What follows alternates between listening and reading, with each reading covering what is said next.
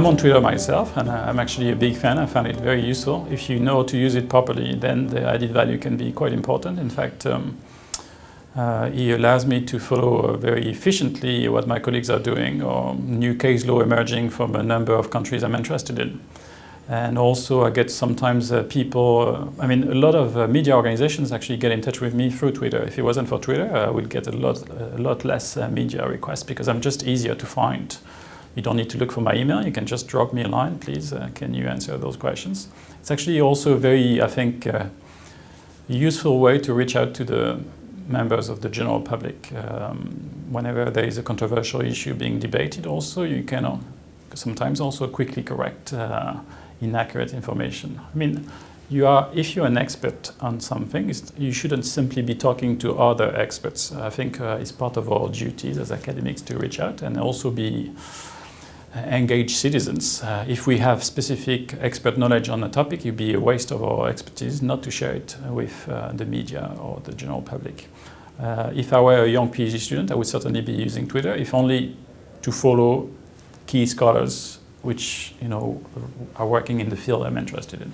So I would say, no, I'm not skeptical myself. I'm actually a big fan of social media, if they are being properly used.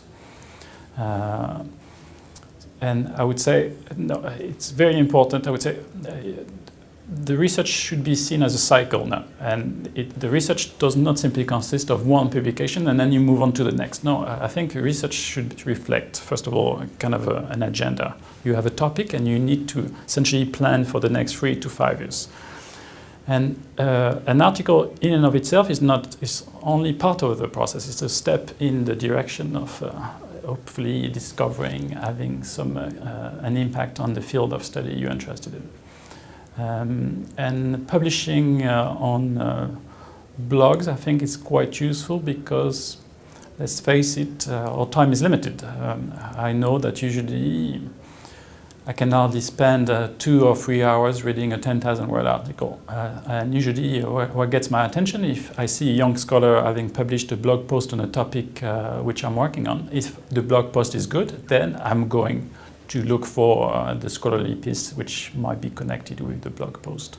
So I think it's important that perhaps younger scholars understand that publishing an article is part of a broader cycle. You need to publish shorter pieces to let the world know what you're working on, get feedback along the way, and also once your article is out, you have to do the PR, you have to do the marketing, you have to let people know this is what I have added to the scholarship, and reach out to key stakeholders, including other scholars, and tell them, So sometimes I remember when I was a young PhD student, when I benefited from a more experienced scholar's research, I would certainly send essentially my research and explain it along with a thank you note to the more senior scholar, explaining to the senior scholar, I have used this article and this is what I've tried to add to the scholarship on this issue. The worst which can happen to you that you're just being ignored, but I think it's part of your job to engage and reach out.